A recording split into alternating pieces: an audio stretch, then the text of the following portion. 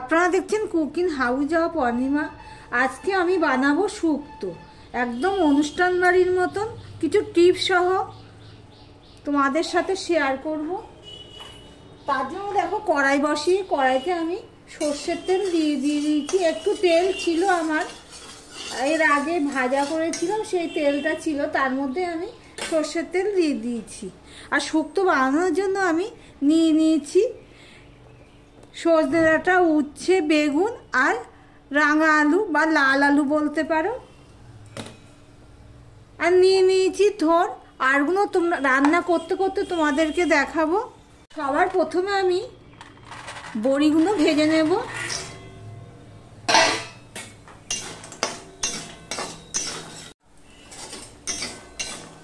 বড়িগুলো লাল লাল করে ভেজে নিয়েছি। একটা পাত্রে আমি এটা তুলে নিচ্ছি। সেই তেলেই আমি উচ্ছেগুলো ভেজে নেব। উচ্ছেগুলো দেখো লম্বা লম্বা করে কেটেছি, আর যেগুলো ভিতরে শক্ত শক্ত দানা ছিল সেগুলো আমি ফেলে দিয়েছি। দেখো বন্ধুরা, উচ্ছেটা আমি লাল লাল করে ভেজে নিয়েছি। উচ্ছে যদি এইভাবে লাল লাল করে ভাজা যায় তাহলে উচ্ছের তেতো ভাবটা অনেকটাই কম লাগে। ওই তেলের মধ্যেই আমি বেগুনগুলো ভেজে নেব। বেগুনটা নরম তরকারি তো, ওই জন্য ভেজে তুলে রাখতে হবে। দেখো বন্ধুরা, বেগুনগুলো ভেজে আমি তুলে নিয়েছি, সেটা দেখানো হয়নি। এখানে যা তেল আছে তার মধ্যে আমি আরেকটু তেল দিয়ে দিচ্ছি, সর্ষের তেলেই দিচ্ছি।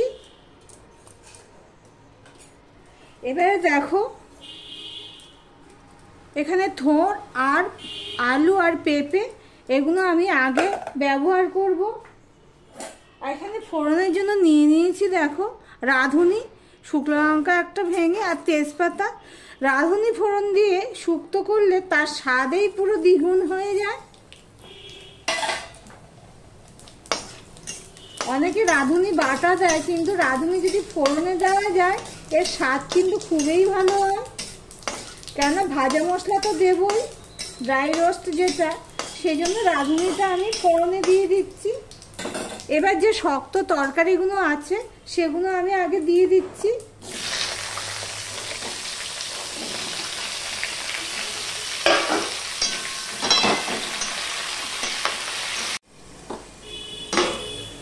আমি 2 মিনিটের মতন ঢাকা দিয়ে দিয়েছি। 2 মিনিট নেড়েছি। এখানে আমি দেখো লাল আলু, কাঁচকলা, শিম নিয়ে নিয়েছি, সেগুলো আমি দিয়ে দিলাম।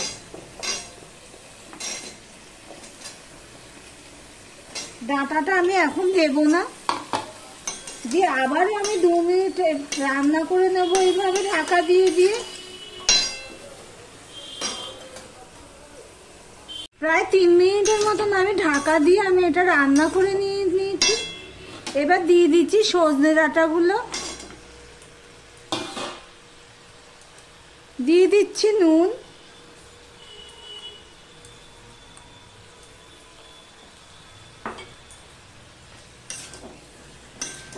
সম্পূর্ণটা মিশিয়ে নিয়ে আমি মিনিট খানিক আবার রান্না করে নেব।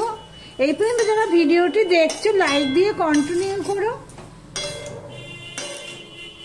এখানে আমি 1 চামচ আদা পেস্ট দিয়ে দিলাম।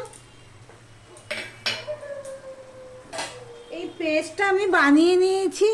2 চামচ সর্ষে আর প্রায় 4 চামচের মতন পোস্ত, সেটা আমি দিয়ে দিচ্ছি, দেখতেই পাচ্ছ। একসাথে আমি পেস্ট করে রেখেছিলাম। এই ভিডিও যারা দেখছো লাইক কমেন্ট শেয়ার করে দিও। আর যারা নতুন বন্ধু ভিডিওটি দেখছো এখনো পর্যন্ত সাবস্ক্রাইব করোনি, তাদেরকে বলবো চ্যানেলটি সাবস্ক্রাইব করে পাশে থাকার জন্য। আমি মিক্স ধোয়া জলটাও আমি এর মধ্যে দিয়ে দিচ্ছি, দেখতেই পেলে। এবার আমি আরেকটু জল দিয়ে দেব। গরম জলেই দেবে, তাহলে স্বাদটা ভালো হবে।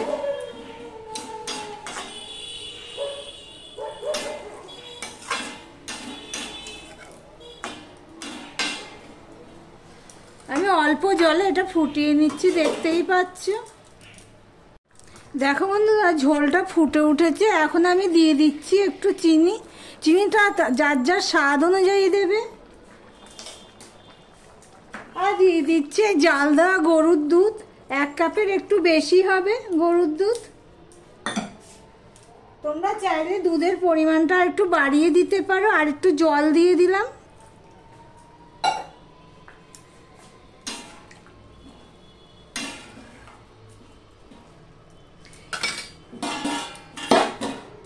এবার ভেজে রাখা আমি বেগুন, বড়ি, উচ্ছে এগুলো আমি দিয়ে দিলাম।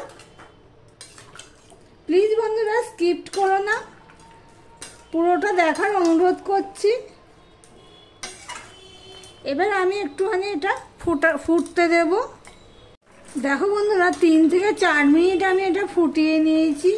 আমার সবজিগুলো সব সিদ্ধ হয়ে গেছে, দেখতেই পাচ্ছ। বড়িও নরম হয়ে গেছে। এর মধ্যে আমি এখন আরো 2টো জিনিস দেব, দেখতে থাকো বন্ধুরা। খুব সুন্দর গন্ধ বেরোচ্ছে। গ্যাসের ফ্লেমটা আমি এবারে লো টু মিডিয়ামে দিয়ে দিলাম। দেখো বন্ধুরা এটা আমি ড্রাই রোস্ট করেছি, সেটা আর ভিডিওটা ওঠেনি, মিস হয়ে গেছে। এটাকে আমি এবার শিলনোড়াতে একটু গুঁড়ো করে নেব। আর এটা কিন্তু 5 ফোড়ন, আমি কিন্তু ফোড়নে 5 ফোড়ন দিইনি, সেই জন্য এই 5 ফোড়নটা আমি ড্রাই রোস্ট করে রেখেছি, সেটার ভিডিওতে ওঠেনি। এটা আমি এবার শিলনোড়াতে বেটে নিচ্ছি। দেখো আমি রোস্টেড মশলাটা পাউডার করে নিয়েছি, সেটা আমি দিয়ে দিচ্ছি।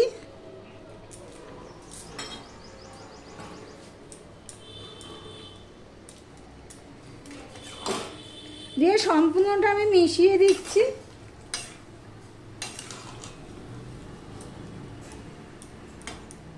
এইভাবে একবার ট্রাই করে দিও। এর মধ্যে আরো একটা জিনিস পড়বে, দেখতে থাকো বন্ধুরা।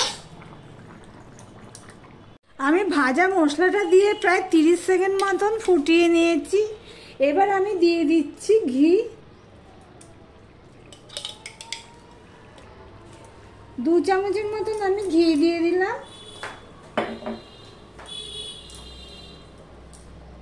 এইভাবে একবার তোমরা ট্রাই করে দেখতে পারো বন্ধুরা।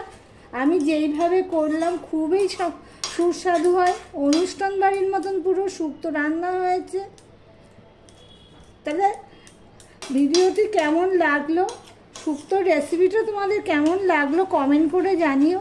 তাহলে ভিডিওটি আজকের মতন এখানেই শেষ করলাম। আবার অন্য কোনো রেসিপি নিয়ে চলে আসব। ঢাকা দিয়ে আমি রেখে দিলাম স্ট্যান্ডিং টাইমে।